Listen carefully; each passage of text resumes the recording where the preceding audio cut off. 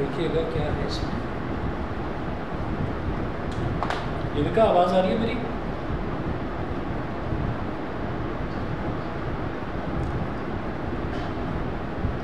युविका आवाज़ आ रही है?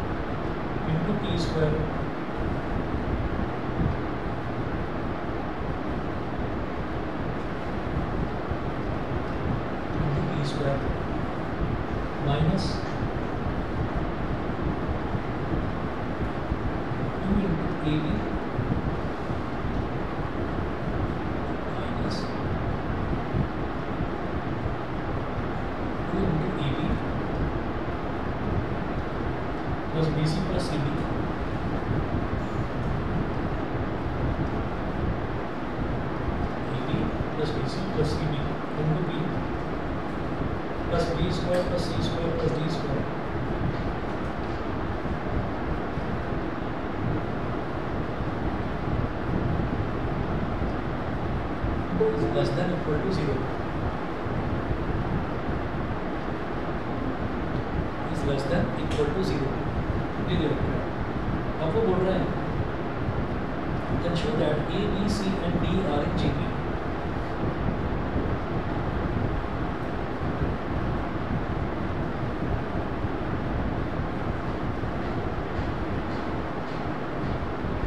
A, B, C and D GB तो ये शो करते हैं A, B, C और D ये चारों के चारों प्रॉपर्टी में GB में। अच्छा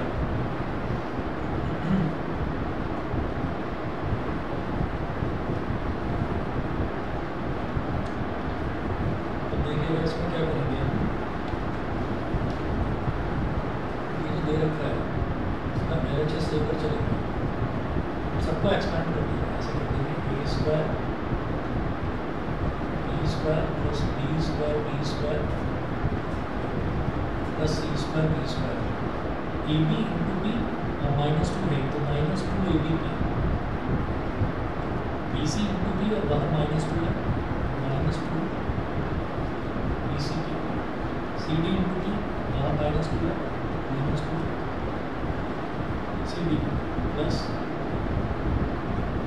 B square plus C square plus D square इतना है।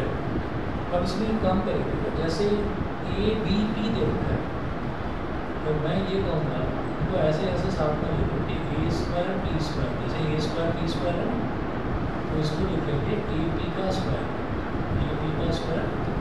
और लास्ट में B स्क्वायर दे रखा है तो plus B square minus 2 into A P into B।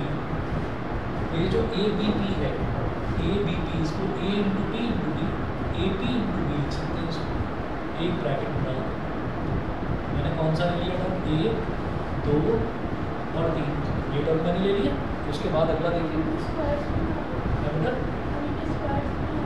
Whole square बन गया देखिए क्या है A P का होल स्क्वायर है ना plus B square minus 2 A P into B तो A B P को मैंने A P इंटू B ऐसे करके लिख दिया ताकि x square yes A P minus B का होल स्क्वायर बन गया। इसी तरह से अगला टर्म लिखेंगे B स्क्वायर P स्क्वायर है इसको लिख देंगे B P का स्क्वायर और B P किस में मिल रहा है मेरे को इसमें मिल रहा है B C P इसको ले लेंगे तो B P मिल रहा है C चाहिए तो C स्क्वायर ले लो उसके साथ plus C square minus 2 into B P into C ये हो गया B स्क्वायर ले लिया C स्क्वायर ले लिया माइनस 2 B C P अब ये वाला ले लेंगे plus C square T square को क्या लिखेंगे, सी टी का होल स्क्वायर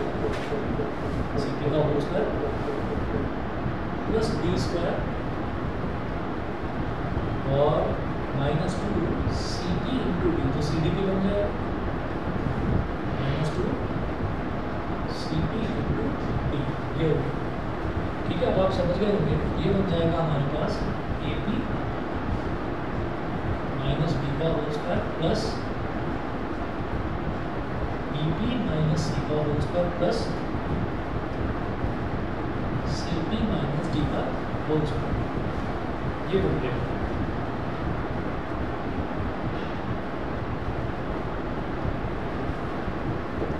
अब ये जो है ना, it is greater than equal to 0, मतलब दे के रखा था ये पूरा टर्म जो है लेस देन इक्वल टू 0 दे रखा था, ये लेस देन इक्वल टू 0 दे रखा था। तो हम ये कहेंगे कि ये इक्वेशन 1 है और ये इक्वेशन 2 है, बट एज पर the conditions given, AP minus B का whole square plus BP minus C का whole square plus CP minus D का whole square is less than equal to 0। ये कंडीशन तो ये दे रखी है कि लेस देन इक्वल टू 0, ठीक है। और इसको प्रूव करने के बाद अच्छा ये ग्रेटर देन इक्वल टू 0 क्यों है बताएंगे? भाई आना तो लेस देन इक्वल टू 0 था, मैंने ग्रेटर देन इक्वल टू 0 क्यों लिख दिया? नहीं, ये होल स्क्वायर है, ये परफेक्ट स्क्वायर है।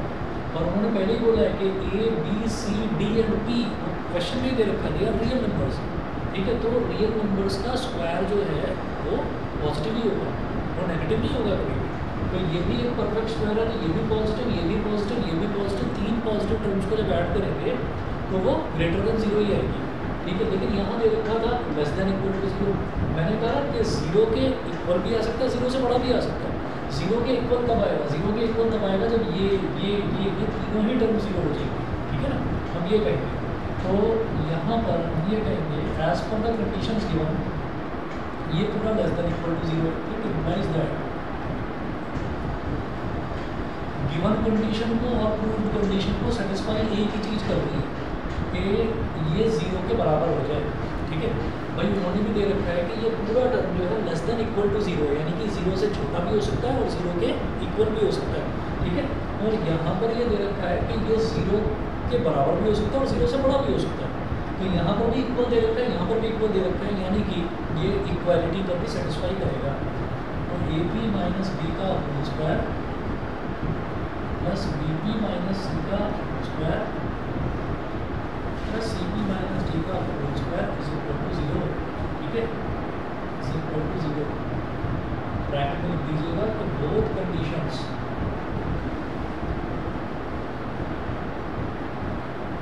One and two are getting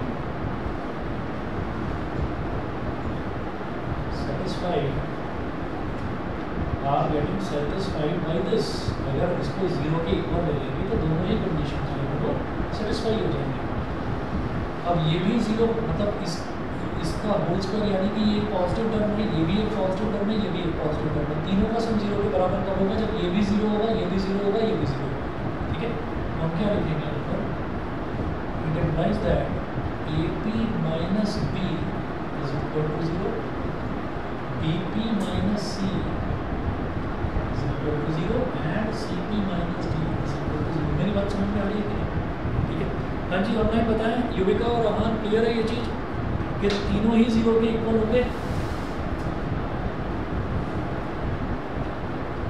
आवाज़ आ रही है ऑनलाइन वाले दोनों बच्चों को? बताइए।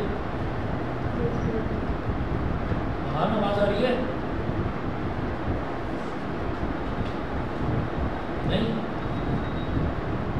क्योंकि तीनों ही 0 के इक्वल हो जाएंगे, क्योंकि होल स्क्वायर कभी भी नेगेटिव नहीं होता।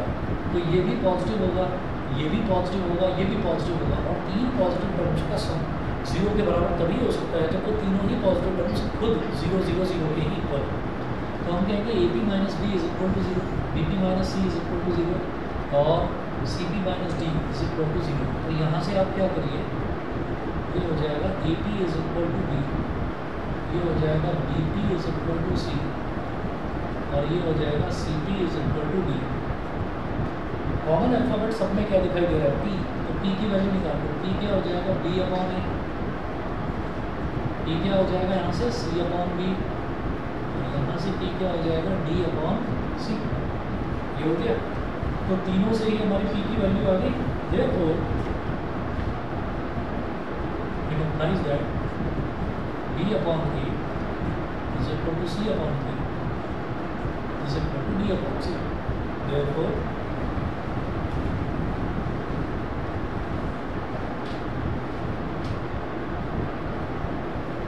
A, B, C and D are in GP। क्यों?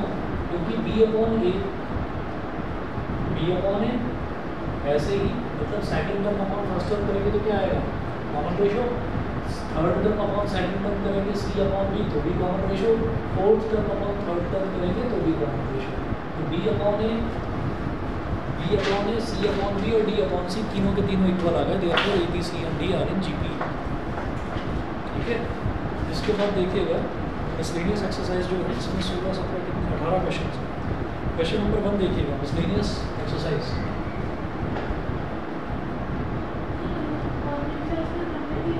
क्या जी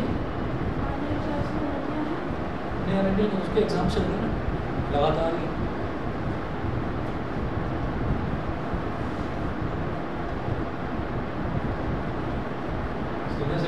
चैप्टर 1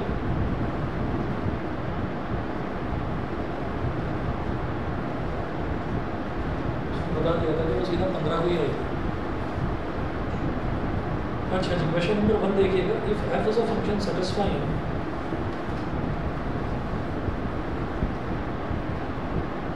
एक फंक्शन दे रखा है f is a function satisfying f x plus y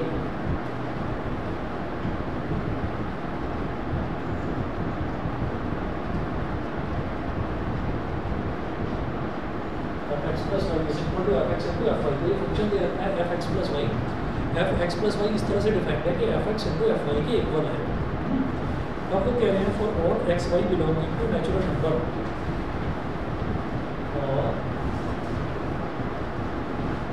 और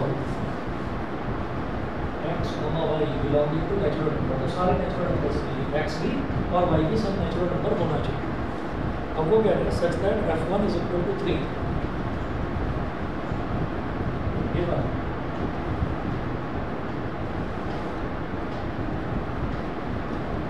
f1 is equal to 3 and summation x is equal to 21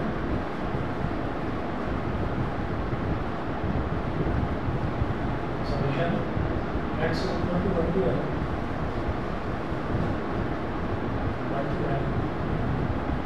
fx is equal to 140। find the value of n। मेरे को n की value find out करनी है, यहाँ से small n की value find out करनी है। Find the value of small ये फाइंड आउट करनी है। तो देखिएगा किस तरीके से करेंगे इसको। यहाँ पर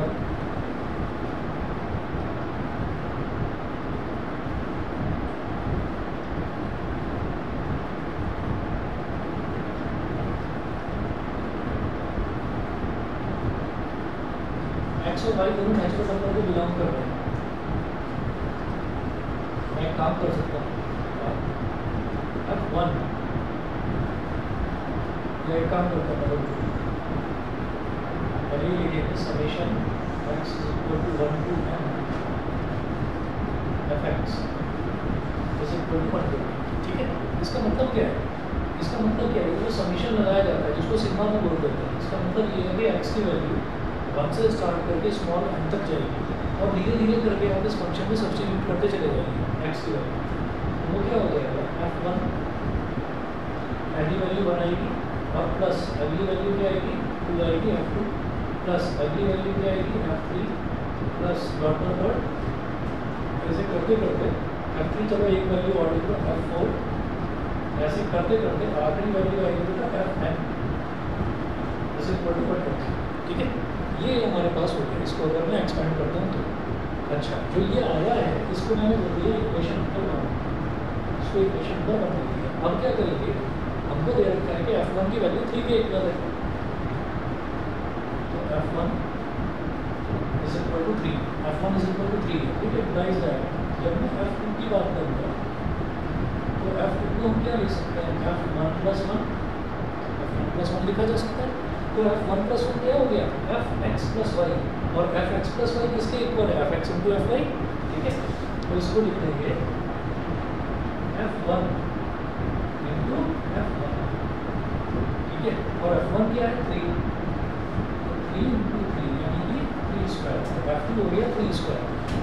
इसी तरह से निकालेंगे f3, f3 क्या हो जाएगा, इसको लिखेंगे f2 प्लस 1, f2 प्लस 1 क्या हो जाएगा, f2 इंटू f1। मैंने जानबूझ कर 2 प्लस 1 लिखा है क्योंकि वो f2 इंटू f1 के बराबर हो जाएगा, और f2 की वैल्यू में निकाल चुका हूँ 3 स्क्वायर। ठीक है, इसकी वैल्यू हो गई 3 स्क्वायर, और f1 की वैल्यू दे रखी है 3, तो ये हो गया 3 की पावर 3। तो इसी तरीके से आप ये देखिएगा कि अगर f1 है तो उसकी वैल्यू है 3 की पावर 1, f2 है तो उसकी वैल्यू है 3 की पावर 2, f3 है तो उसकी वैल्यू है 3 की पावर 3, ऐसे हो गया। ठीक है, देयरफॉर इक्वेशन 1 बिकम्स, लिखिएगा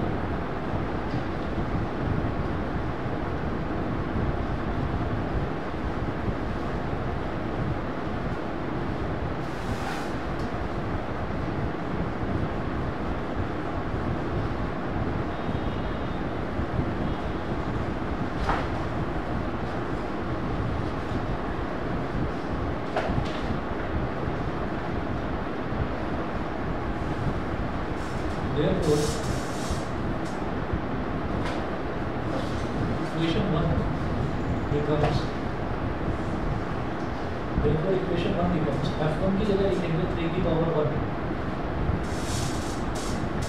f2 की जगह 3 की पावर 2, f3 की जगह 3 की पावर 3, ऐसे करते करते लास्ट में fn क्या हो जाएगा 3 की power n is equal to 120। यहाँ लिखेंगे clearly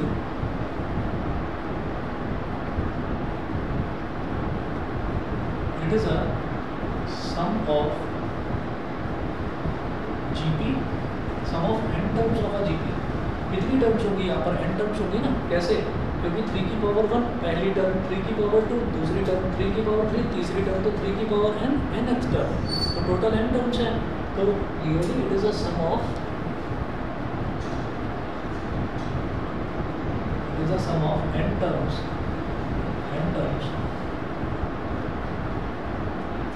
of a GP where A यानी कि फर्स्ट टर्म ये भी 3 है, और R यानी कि कॉमन रेशियो 3 का स्क्वायर अपॉन 3, तो ये भी 3 है। ठीक है, और n जो है वो तो n है ही, तो sum of n terms of a GP, इसका फॉर्मूला क्या होता है, A इंटू R की power n-1 upon R-1 is equal to 120। हमारा क्या टारगेट है, हम n निकालना चाहते हैं, तो a क्या हो गया 3, और ये क्या हो गया 3 की power n-1 upon 3-1 is equal to 120। तो 3 4 जा 12, ये 40 हो गया, 3-1 कितना हो गया 2, 2 इंटू 40 इज 80, 3 की power n-1 is equal to 40 into 2, 3 की power n is equal to 40 into 80, 80 plus 1 81, 3 की power n is equal to 81 को क्या लिखेंगे 3 की पावर 4, ठीक है ना, तो n इज इक्वल टू कितना हो गया 4। बताइए, समझ गए? ठीक है, इसको इम्पोर्टेंट मार्क कर दीजिएगा, ये वाला क्वेश्चन इम्पोर्टेंट था। उसके बाद क्वेश्चन नंबर 2 देखिएगा। क्वेश्चन नंबर 2 में ये बोल रहे हैं, क्वेश्चन नंबर 2 में बोल रहे हैं the sum of sum terms, कुछ टर्म्स का सम।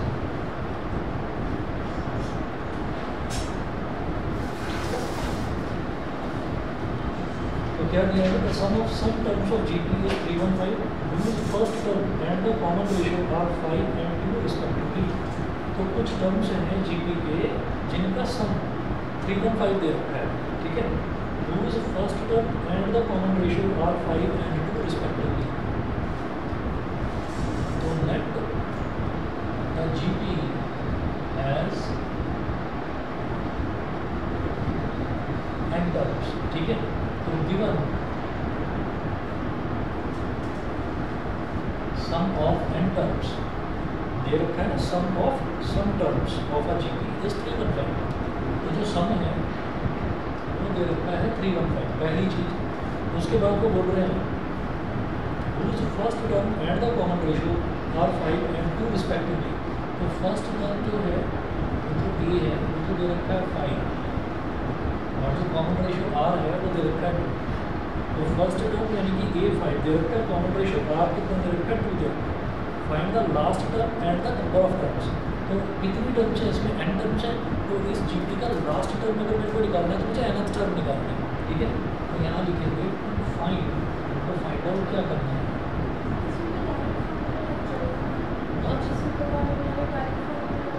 हाँ directly to find last term, और लास्ट टर्म क्या होता है यहाँ पर an. लास्ट टर्म मतलब नेक्स्ट टर्म an. एक तो ये निकालना है और एक निकालना नंबर ऑफ टर्म्स.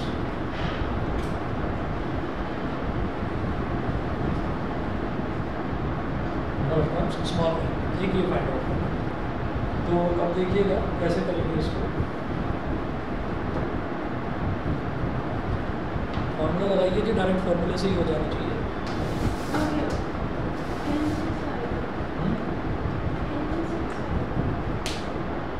चलिए चेक करिए, मुझे 1 मिनट दीजिए, मैं आ रहा हूँ. आप ज़रा फर्क करते हैं. आप एन का एस एन का फॉर्मूला लगाइए सबसे पहले. ऊपर वाला एस एन वाला आंसर ना छोड़िए, पहले एन निकाल लो फिर ए एन निकाल लो.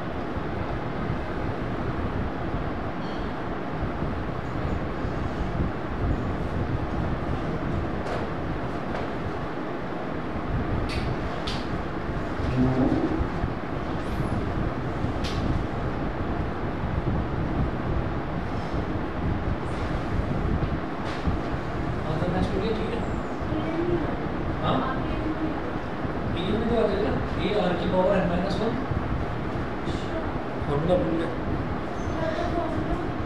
ए आर की power n minus one.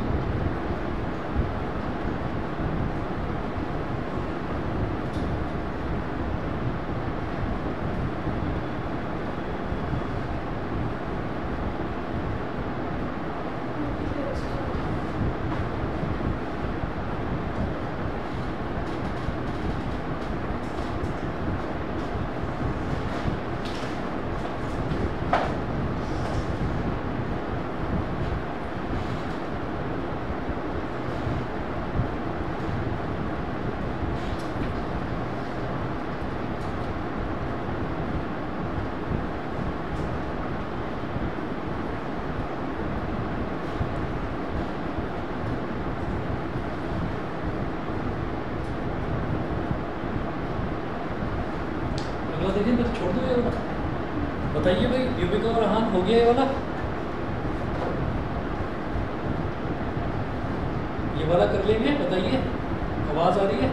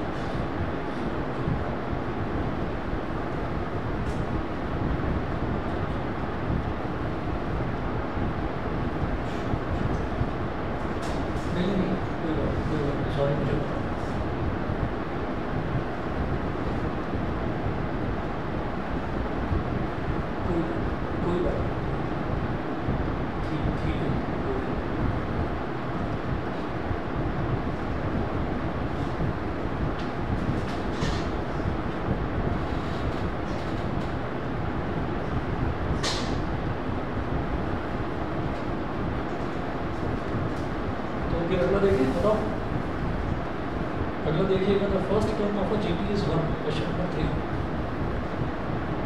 Yuvika और रहान आवाज़ आ रही हो तो बता देना भाई, सेकंड क्वेश्चन अगर कर लिया है तो।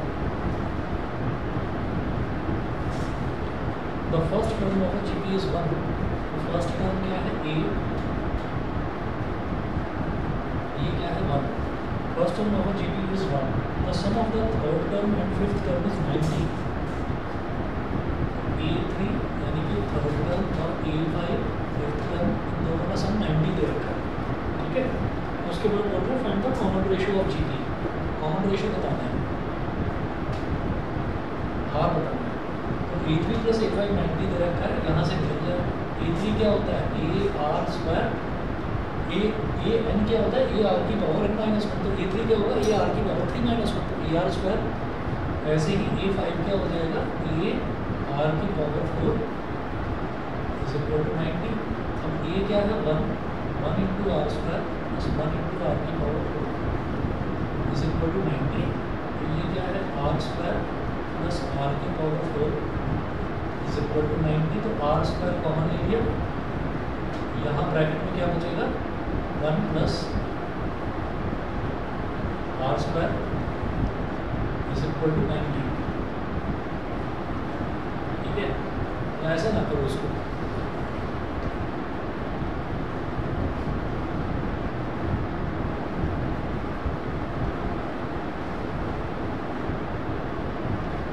आर की पावर 4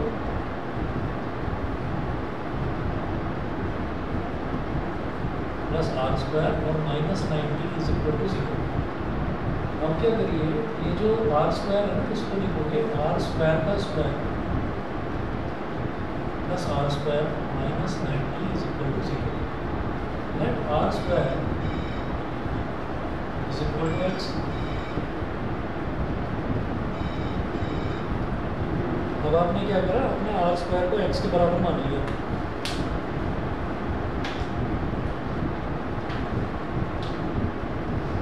आर स्क्वायर को आपने एक्स के बराबर मान लिया, तो ये क्वाड्रेटिक इक्वेशन बन गई।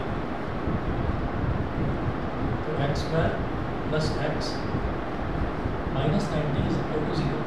-90 मैं 1 चाहिए यहाँ पर 1x, तो मैं इसको स्प्लिट कर सकता हूँ 10 - 9 कर सकता हूँ, तो 10 - 9 प्लस का 1 आ जाएगा और 10 × -9 -90 हो जाएगा। तो ये करेंगे x² plus 10x minus 9x, तो 10x माइनस 9x क्या हो गया प्लस 1x, इधर -90 इज इक्वल टू 0। तो जो पहला और दूसरा टर्म है इसमें से x ले लिया कॉमन, तो ब्रैकेट में क्या बचेगा x प्लस 10। तीसरा और चौथा टर्म है इसमें से -9 ले लिया कॉमन, तो ब्रैकेट में क्या बचेगा x plus 10 is equal to 0। तो ये हो गया x plus 10 into x minus 9 is equal to 0, ये हो गया। अब इसको जब सिंप्लीफाई करेंगे तो x plus 10 is equal to 0 या x minus 9 is equal to 0। तो यहाँ से x की वैल्यू -10 और यहाँ से x की वैल्यू 9 ये आ गई, और x क्या था, x तो r² था, तो r² की वैल्यू -10, ठीक है। तो कॉमन रेशियो और होल स्क्वायर कभी भी नेगेटिव के बराबर नहीं होगा अनटिल ये कॉम्प्लेक्स नंबर ना हो, ठीक है। तो कॉम्प्लेक्स नंबर तो होता नहीं, इसमें तो रियल टर्म्स आती हैं सारी, तो ये तो इसको तो ड्रॉप कर देंगे। और यहाँ से r² की वैल्यू +9 आ गई, तो r की वैल्यू यानी कि कॉमन रेशियो की वैल्यू ±3 हो जाएगी, ठीक है।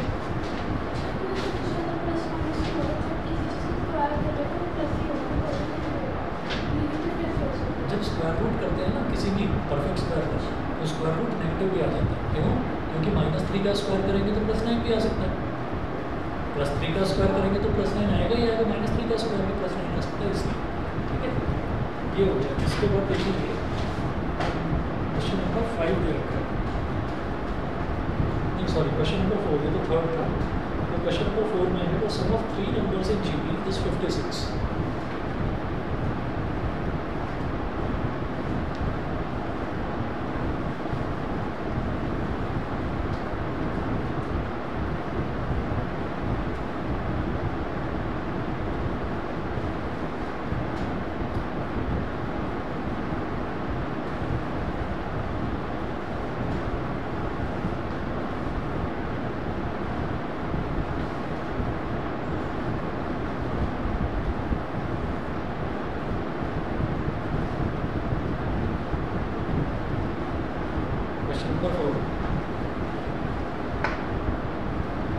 क्वेश्चन 4 पे देखिएगा क्या दे रखा है, the sum of 3 numbers in GP is 56। If we subtract 1, 7 and 21 from these numbers in that order, we obtain an arithmetic progression. Find the numbers. The sum of 3 numbers in GP is 56. Let the 3 numbers in GP be A, AR and AR²। वो बोल रहे हैं ना the sum of 3 numbers in GP, तो वो जो 3 numbers हैं उनको हमने क्या क्या ले लिया, A ले लिया, AR ले लिया और AR² ले लिया। इन तीनों नंबर्स का जो सम है ना, इन तीनों नंबर्स का सम दे रखा है 56, ठीक।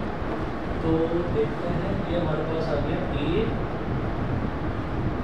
Plus AR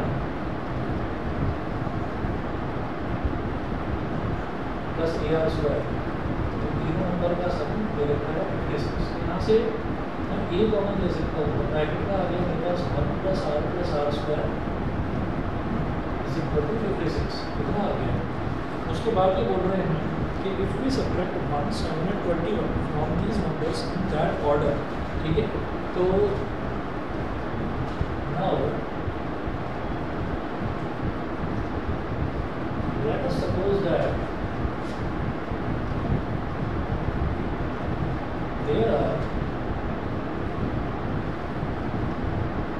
there are 3 new numbers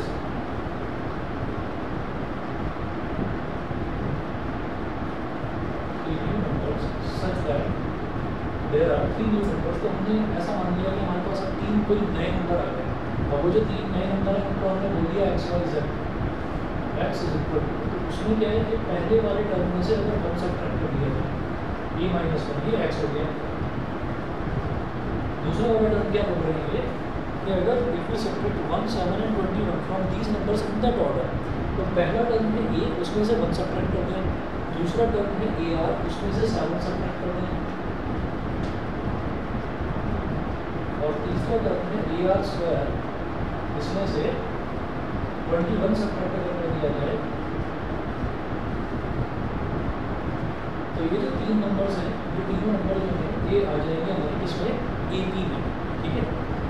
तो these three numbers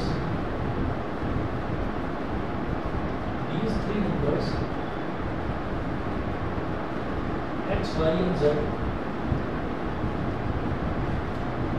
are in AP, ये तीनों नंबर AP में हो गए। That is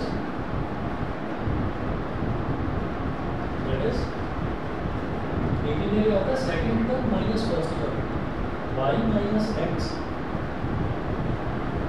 is equal to third term minus second term z minus one. देखिए क्या होता है कि जो जीपी में क्या होता है, second term upon first term निकालो या third term upon second term निकालो, वो सब दोनों रेशो जो है वो इक्वल होते हैं और उसी रेशो को हम कॉमन रेशो बोल देते हैं।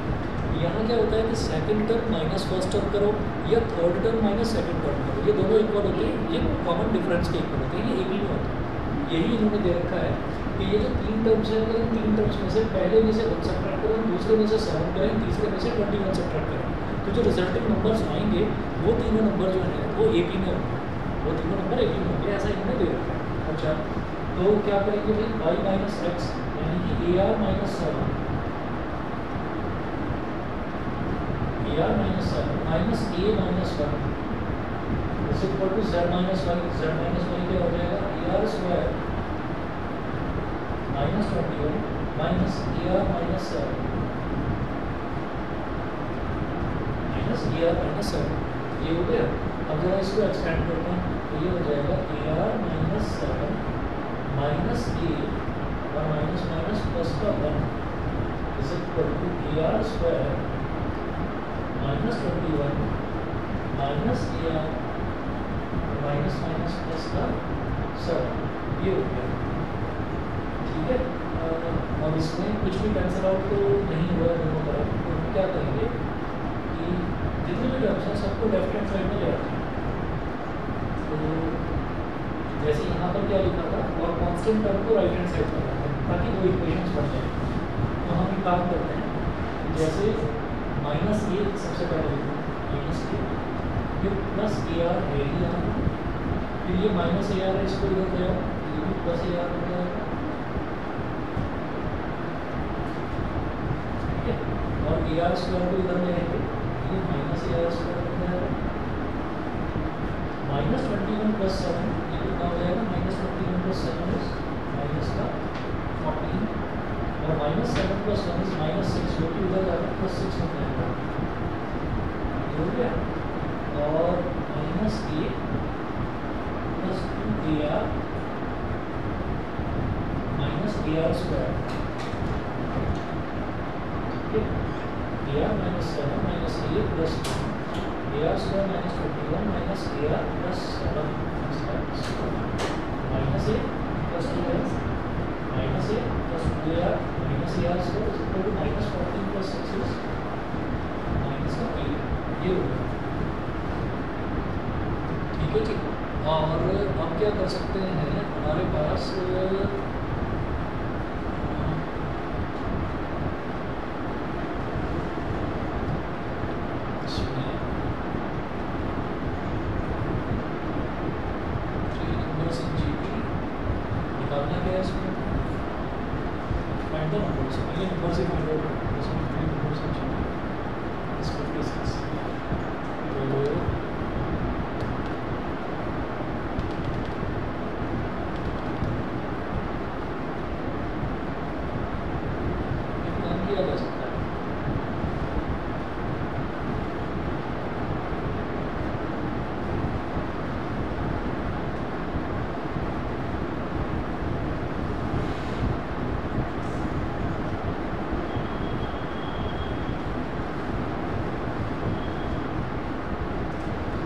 पहली वाली इक्वेशन है A plus A R square, इसको इक्वेशन नंबर 1 बोल देते हैं, ठीक है। और जो ये वाली इक्वेशन है इसको इक्वेशन नंबर 2 बोलते हैं, मतलब ए कॉमन ना लिया हमने दिया था ये पहले इनिशियली जो इक्वेशन दे रखी थी उसी को इक्वेशन नंबर 1, उससे हमें फ़ायदा क्या हो रहा है वो देखते हैं। तो यहाँ पर ऐसा है कि देखिए ये प्लस का ए है और ये माइनस का ए है, ये प्लस का ए आर स्क्वायर है और ये माइनस का ए आर स्क्वायर है। अगर दोनों को ऐड कर देंगे तो ऐड करने पर ये कैंसिल आउट हो जाएगा। तो आप सीधा लिखिए ऐड इक्वेशन 1 और 2, ठीक है। तो लिखिएगा ऐड इक्वेशन 1 और 2। तो इक्वेशन 1 है A plus A R square is equal to 56 और इक्वेशन 2 क्या है minus A plus 2AR minus AR square is equal to minus A. तो दोनों को ऐड कर देंगे तो ए से ए कर दिया, AR स्क्वायर से AR square, AR plus 2AR क्या हो गया 3AR इज इक्वल टू ये हो गया 56 माइनस 8। 56 माइनस 8 कितना हो जाएगा बताओ 48, 3 16 का 48। तो AR की वैल्यू कितनी आ गई 16 आ गई। बताइए यहाँ पे क्लियर है, AR की वैल्यू हमारे पास 16 आ गई। तो AR की वैल्यू 16 है, यानी कि हमारा जो बीच वाला टर्म है वो हमारे पास आ गया। अब क्या करेंगे, अब हम ये कहेंगे कि AR की इस वैल्यू को दोनों में से किसी भी इक्वेशन में डाल देते हैं, ठीक। तो हम ये कहते हैं कि चलिए फर्स्ट इक्वेशन में डाल देते हैं, ठीक है। इसको बोल दिया इक्वेशन नंबर 3। यहाँ कहेंगे लेट अस सब्स्टिट्यूट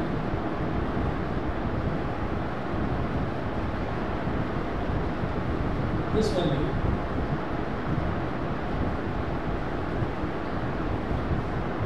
इन इक्वेशन 1। इक्वेशन 1 में हमारे पास क्या है a plus AR plus AR square is equal to 56, ठीक है।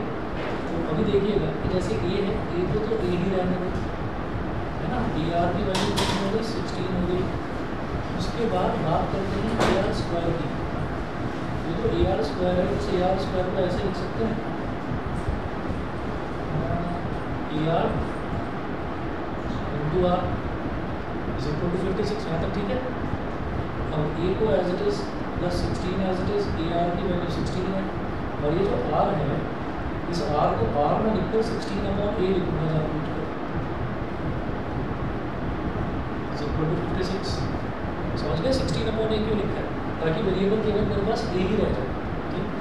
अब क्या करेंगे 16 को उधर देगा, ये हो गया a प्लस 16 का 256, a प्लस 256/a और इस 16 को उधर ले लें 56 माइनस 16 कितना हो जाएगा 40।